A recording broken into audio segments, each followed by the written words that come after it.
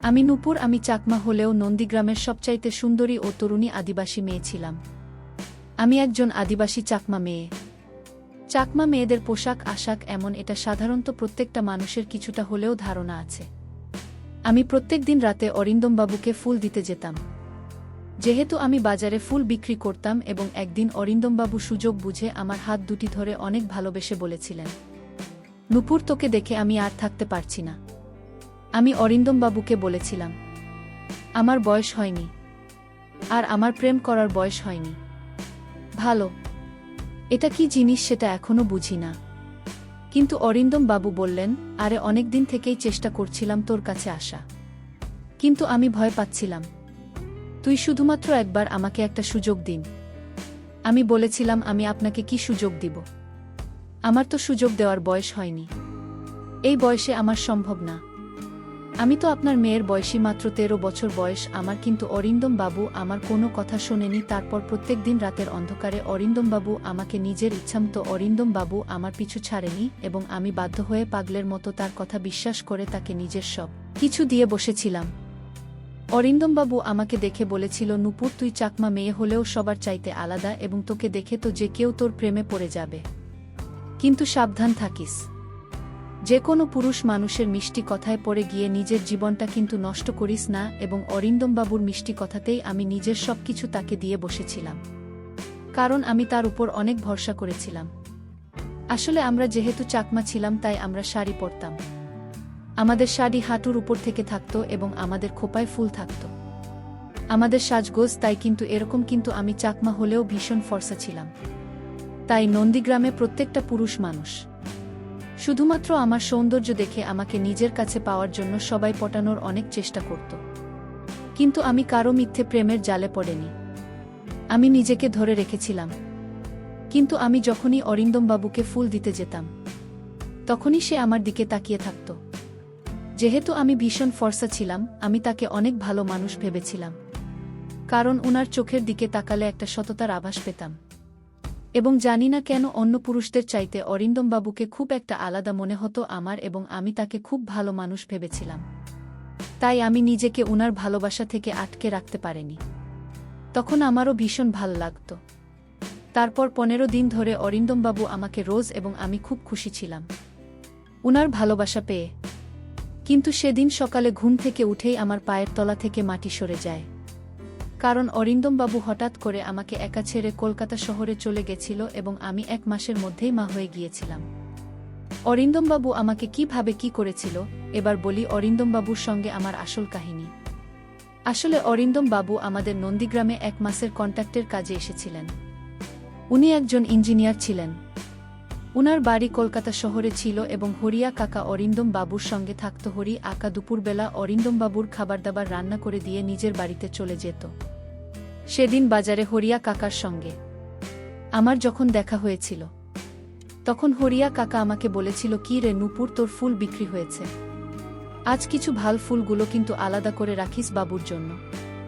আমি তখন তাকে বলেছিলাম, কেন আজ ভাল ফুলগুলো আলাদা করে রাখব, আর কোনো বাবুর জন্য ফুল আলাদা করে রাখবেন? হরিয়া কাকা তখন আমাকে বলেছিল, পশ্চিম দিকের যে বড় বাড়ি আছে, সেই বাড়িতে কলকাতা থেকে নাকি একজন নতুন বাবু এসেছেন। উনি হলেন অরিন্দমবাবু, আর উনি আজকে কিছু ফুল চেয়েছেন। তাই তুই সন্ধ্যায় গিয়ে অরিন্দমবাবুকে কিছু ফুল দিয়ে আসিস। হরিয়া কাকার কথা শুনে সেদিন আমি আমার বাড়ি ফেরার আগে পশ্চিম দিকের বড় বাড়িতে গিয়েছিলাম সাহেবকে ফুল দিতে। তারপর ওই বড় বাড়ির সামনে এসে যখন আমি দরজাটা ঠকঠক করলাম, তখন ভেতর থেকে একটা বাবু বেরিয়ে এলেন। উনি ভীষণ তরুণ ও সুন্দর ছিল দেখতে, এবং উনাকে দেখে সাহেবের মতোই লাগছিল। তারপর উনি আমার পা থেকে মাথা পর্যন্ত আমার দিকে খুব ভালোভাবে তাকিয়ে দেখলেন। তারপর আমার হাতে ফুলের ঝুড়িটা দেখে বাবু বললেন, তাহলে তুমি আমাকে ফুল দিতে এসেছ? আমি তখন বাবুর মুখের দিকে তাকিয়ে বললাম, হ্যাঁ, বাবুকে ফুল দিতে এসেছি। আজ দুপুরে হরিয়া কাকা মুখে এখানে ফুল নিয়ে আসতে বলেছিল। তারপর আমি যখন ফুলের ঝুড়িটা বাবুর হাতে দিয়েছিলাম, তখন উনি আমাকে ফুলের যতটা দাম হয়েছিল তার চাইতে কিন্তু একটু বেশি পরিমাণে টাকা দিয়েছিলেন। কিন্তু আমি বেশি টাকা নিতে রাজি হয়নি। আমি যখন বেশি টাকা নিতে রাজি হয়নি, তখনই আমার 2 হাত ধরে বলেছিলেন, এই টাকাটা রাগের পরিবর্তে তুমি আমাকে আবার কাল ফুল দিতে আসবে। তারপর আমি যখন ফুল দিয়ে সেখান থেকে ফিরে আসছিলাম, তখন উনি কিন্তু আমার দিকে তাকিয়েছিলেন। তারপর আমি চুপচাপ নিজের বাড়ি ফিরে চলে এসেছিলাম। এইভাবে প্রত্যেক দিন সন্ধেবেলায় নিজের বাড়ি ফেরার আগে আমি বাবুকে ফুল দিতে যেতাম। এইভাবে প্রায় ৩-৪ দিন হয়ে যাওয়ার পরে বাবুর সঙ্গে আমি বেশ কথা বলতে গেছিলাম। আসলে আমি খুব লাজুক প্রকৃতির মেয়ে ছিলাম। আমি প্রয়োজনের বেশি কথা কারো সঙ্গেই বলতাম না। সেদিন সন্ধ্যাবেলায় যখন আমি বাবুকে ফুল দিতে যাই তখন উনি সেদিন আমাকে জানি না কেন ঘরের ভিতরে ডেকেছিলেন। এবং আমি যখন বাবুর কথা শুনি ঘরের ভিতরে ঢুকে উনার হাতে ফুলের ঝুড়িটা দিয়েছিলাম, তখন উনি আমাকে বলেছিলেন, দেখুন উপর, আমি তোমাকে আজ কিছু কথা বলতে চাই। জানি না আমার কথা শুনে তোমার খারাপ লাগবে না, ভাল লাগবে। তখন আমি বাবাকে বলেছিলাম, বাবু তুই আমাকে কি বলতে চাইছিস সেটা নিঃসন্দেহে বলতে পারিস, আমি কিচ্ছু খারাপ মনে করব না। বাবু তখন হঠাৎ করে আমায় বললেন, দেখুন উপর, তুমি চাকমা হলেও তুমি দেখতে ভীষণ সুন্দরী, এবং আমি জানি তোমাদের পোশাক পরিচ্ছদ এরকমটাই, কিন্তু আমি তোমাকে এখন যে কথাটা বলতে যাচ্ছি সেটা বলতে আমার ভীষণ লজ্জা লাগছে, কিন্তু আমি না বলে থাকতে পারছি না। আসলে সৌন্দর্য দেখে অনেক পুরুষ তোমার জন্য পাগল হয়ে যাবে, তাই তুমি নিজেকে ঢেকে রেখো, এটা আমি কিন্তু তোমার ভালোর জন্যই বললাম। তুমি আমার কথা কিছু খারাপ মনে করো না। সেদিন বাবুর কথা শুনে আমি তার চোখের দিকে অনেকক্ষণ তাকিয়েছিলাম এবং জানি না কেন সেদিন তার ওই কথা শুনে আমি তাকে মনে মনে পছন্দ করতে শুরু করেছিলাম। এবং ধীরে ধীরে কখন যে আমাদের দুজনের মধ্যে প্রেম হয়ে যায় সেটা আমরা বুঝতে পারিনি, এবং আমি তো নিজেকে খুব ভাগ্যবতী মনে করেছিলাম, কারণ আমার মতো একজন আদিবাসী মেয়েকে একজন সাহেব পছন্দ করেছিল। তারপর সেদিন সন্ধ্যায় যখন আমি বাবুর বাড়িতে ফুল দিতে যাই তখন বাবু আমায় নিজের ঘরের ভিতরে নিয়ে গিয়েছিলেন। তারপর আমি যখন বাবুর ইচ্ছেটা বুঝতে পেরেছিলাম তখন আমি কিন্তু বাবুকে মুখ ফুটে বলেছিলাম যে, বাবু তুই যখন মরে বিয়ে না করবে ততক্ষণ কিন্তু আমি এসব কিছু করতে পারবো না। আমি জানি তুই ওকে সত্যিকারের খুব ভালোবাসিস, কিন্তু এই সব ভালোবাসা স্বামী স্ত্রীর মাঝে হয়, কিন্তু আমি তো তোর স্ত্রী নেই, তাই যেদিন তুই আমাকে বিয়ে করবি সেদিন তুই পাবি। তারপর বাবু আর আমাকে কোনোদিনও সবের জন্য জোর করেনি। তারপর 2 দিন পরেই বাবু একজন পণ্ডিতকে ডেকে নিজের ঘরের মধ্যেই আমাকে বিয়ে করেছে, এবং আমাকে বলেছিল আমি যাতে বিয়ের কথাটা এখন কাউকে না বলি। তাই বাবুর কথা মতো আমিও এই বিয়ের কথাটা আমার বাড়ির লোককেও বলিনি। যে বাবু সাহেব আমাকে বিয়ে করেছিলেন সেদিন বিয়ে করার পরে প্রত্যেক দিন অরিন্দম বাবু আমার সঙ্গে নিজের পূরণ করতেন, কখনো দুপুরে কখনো সন্ধ্যায়, তার যখন ইচ্ছে হতো। এবং এই কথাটা কিন্তু কেউ জানত না যে আমার সঙ্গে অরিন্দম বাবুর বিয়ে হয়েছিল, কারণ আমরা লুকিয়ে দেখা করতাম। এমনকি হরিয়া কাকা এই কথাটা জানত না। আসলে অরিন্দম বাবু আমাকে বলেছে সে নাকি যখন শহরে ফিরে যাবে তখন নাকি আমাকেও নিজের সঙ্গে করে শহরে নিজের বাসায় নিয়ে যাবে, এবং সেদিনই সে আমার বাবা মাকে সব কিছু সত্যি কথা বলে দিবে। তাই আমিও স্বামীর কথায় বিশ্বাস করে চুপচাপ ছিলাম। তারপরেই ভাবে 20 দিন হয়ে যাওয়ার পরে সেদিন আমি যখন অরিন্দম বাবুর বাড়িতে যাই তখন দেখি বাড়িতে অনেক বড় তালা লাগা ছিল। তারপর আমি যখন হরিয়া কাকাকে অরিন্দম বাবুর ব্যাপারে জিজ্ঞেস করেছিলাম তখন হরিয়া কাকা যা বলেছিল সেটা শুনে তো আমার মাথায় মনে হলো আকাশ ভেঙে পড়ে গিয়েছে, কারণ অরিন্দম বাবু তো নিজের কাজ শেষ করে কলকাতা শহরে আবার ফিরে চলে গিয়েছিল, এবং সে আমাকে একবারও কথা বলেনি যে সে আজকেই কলকাতা শহরে ফিরে চলে যাবে। এমনকি সে নিজের বাড়ির ঠিকানাটুকু ও আমাকে বলেনি, বাদেনি। এবং সেদিন আমার আর কিছু বুঝতে বাকি ছিল না যে অরিন্দমবাবু আমার সঙ্গে শুধু নিজের ইচ্ছেটা পূরণ করার জন্য আমার সঙ্গে বিয়ের নাটক করেছিলেন। তার মানে উনি আমাকে কোনোদিন মন থেকে ভালোবাসেনি। অরিন্দমবাবুর আমাকে ছেড়ে চলে যাওয়ার পরে আমি কিন্তু 9 মাস তার অপেক্ষায় বসেছিলাম, এবং আমি ওই সময় 9 মাসের একজন মা হয়েছিলাম। আমি অরিন্দমবাবুর মা হতে চলেছিলেন। জানি না কেন, তাও আমার মনে একটা বিশ্বাস ছিল যে একদিন না একদিন অরিন্দমবাবু আমাকে অবশ্যই নিতে আসবেন। এদিকে গ্রামের লোকেরা তো আমার এবং আমার পরিবারের ঘুম হারাম করে দিয়েছিল। আমার জাতির লোকেরা তো আমাকে ও আমার বাবা মাকে জাতি থেকে বহিষ্কৃত করেছে। আমাকে সবাই কলঙ্কিনী বলে ডাক। তাও আমি চুপচাপ সবকিছু সহ্য করে এটাই ভাবতাম যে একদিন অবশ্যই আমার জীবনের সবকিছু ঠিক হয়ে যাবে।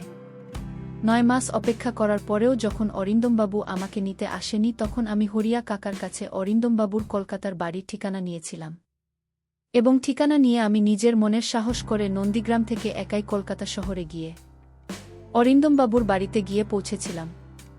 তারপর সেখানে গিয়ে দেখি অরিন্দমবাবুর অনেক বড় বাড়ি, এবং সে পুরো বাড়িটি কর্মচারীরা ফুল দিয়ে খুব সুন্দর করে সাজিয়ে তুলেছিল। আমি বুঝতে পেরেছিলাম এখানে কোনো অনুষ্ঠান হচ্ছে। তারপর আমি যখন বহু কষ্টে বাড়ির ভেতরে প্রবেশ করলাম তখন দেখলাম একজন ভদ্রমহিলা সবাইকে কাজের নির্দেশ দিচ্ছিলেন। তারপর ওনার নজর যখন আমার উপরে পড়ল তখন উনি আমাকে জিজ্ঞেস করলেন, এই মেয়ে তুমি আমার ঘরে কি করছো, এবং তুমি তো 9 মাসের গর্ভবতী মনে হচ্ছে। তুমি এখানে কিসের জন্য এসেছ? তুমি কি আমার বাড়িতে কোনো কাজ করতে চাও? কিন্তু তুমি গর্ভবতী হয়ে কিছুই তো কাজ করতে পারবে না, এবং তোমার অবস্থাও খুব খারাপ লাগছে। তুমি কি খাবার দাবারও ঠিকঠাক খাওনি নাকি? আরে তুমি কিছু বল, তুমি এভাবে চুপচাপ দাঁড়িয়ে থাকলে আমি তোমার ব্যাপারে কিছুই জানতে পারবো না। আমি তখন উনার সামনে হাত জোড় করে বললাম, মা, আমি অরিন্দম বাবুর সঙ্গে দেখা করতে চাই। ঠিক ওই সময় অরিন্দম বাবু উপর থেকে নিচে নামতে আমার দিকে দেখতে আমার সামনে এসে দাঁড়ালেন। তারপর আমি যখন 10 মাস পরে আমার স্বামীকে নিজের চোখের সামনে দেখলাম তখন আর পা ধরে প্রণাম নিতে গেলাম। ঠিক তখনই অরিন্দম বাবুর মা আমার হাত ধরে বললেন, এই মেয়ে তুই এসব কি করছিস? আমি তখন নিজের কপাল থেকে চুল সরিয়ে দিয়ে বললাম, আমি অরিন্দম বাবুর স্ত্রী এবং আমি উনার বাচ্চার মা হতে চলেছি। অরিন্দম বাবুর মা তখন আমার হাত ধরে বললেন, তোর কি মাথা খারাপ হয়ে গেছে? তোর মতো একটা চাকমা মেয়েকে আমার ছেলে বিয়ে করবে? আমার ছেলের 2 দিন পরে বিয়ে আছে, তাই এসব তামাশা একদম এখানে করবি না। তাই এখান থেকে চুপচাপ বেরিয়ে যায়। তোর মতো যে কোনো রাস্তার মেয়ে সে বলবে যে সে আমার ছেলের স্ত্রী আর আমরা সেটা মেনে নেব। ওই সময় আমি কিন্তু অরিন্দম বাবুর চোখের দিকে তাকিয়েছিলাম। তখন উনি আমাকে যা বলেছিলেন সেটা শুনে তো আমার পায়ের তলা থেকে যেন মাটিটায় সরে গিয়েছিল। কারণ উনি আমাকে বলেছিলেন, কে তুমি? আমি তোমাকে চিনি না, আর আমার বাড়িতে এসব ঝামেলা না করে চুপচাপ তুমি বাইরে বেরিয়ে চলে যাও। কারণ 3 দিন পরেই আমার বিয়ে আছে। তারপর তারা আমাকে জোর করে বাড়ি থেকে বের করে দিয়েছিল। বাড়ি থেকে বের করে দেওয়ার পরেও আমি কিন্তু অরিন্দম বাবুর বাড়ির সামনে বসেছিলাম। আমি কিন্তু হার মানিনি এবং তাদের আমাকে অনেকবার বলার পরেও যখন আমি সেখান থেকে কোথাও যাইনি তখন অরিন্দম বাবুর মা আমাকে বলেছিলেন, এই মেয়ে তুই যদি এখান থেকে না যাস তাহলে আমি কিন্তু পুলিশ ডাক। উনার কথা শুনে আমি কিন্তু তাও তাদের বাড়ির সামনে থেকে কোথাও যাইনি। আমি চুপচাপ ওখানে বসেছিলাম। তারপর অরিন্দম বাবুর মা যখন পুলিশ ডেকে আমাকে পুলিশের হাতে দিয়েছিলেন তখন আমি পুলিশকে কিন্তু সবকিছু সত্যি কথা বলতে বাধ্য হয়েছিলাম যে আমার সঙ্গে 10 মাস আগে অরিন্দম বাবুর সঙ্গে আমার বিয়ে হয়েছিল। তারপর পুলিশ যখন আমার অসুস্থ শরীর দেখে আমাকে একটা সরকারি হাসপাতালে নিয়ে যায়, সেই হাসপাতালের এক নার্স আমার অনেক সাহায্য করেছিল।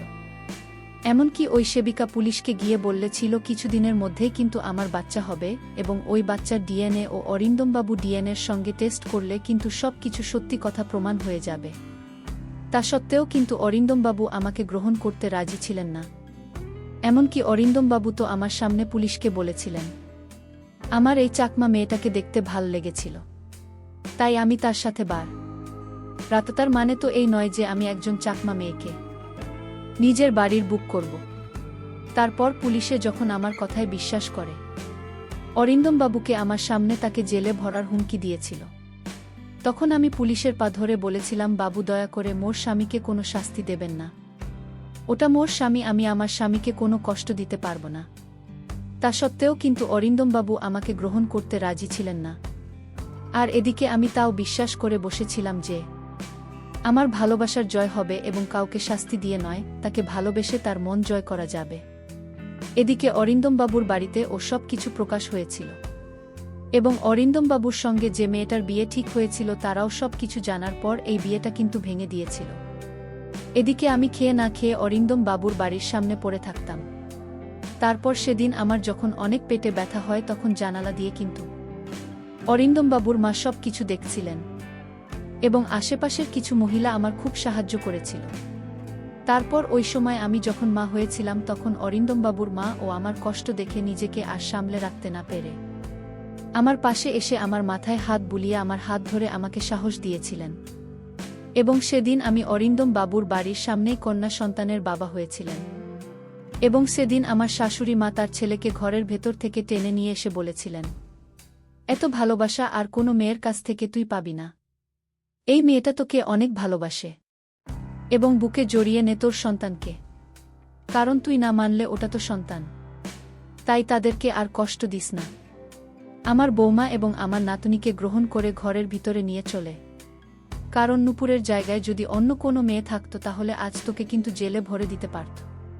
কিন্তু নূপুর সেটা করেনি। ভালোবাসা দিয়ে তার স্বামীর মনটাকে জয় করে নিয়েছিল এবং তার শাশুড়ি মাকে।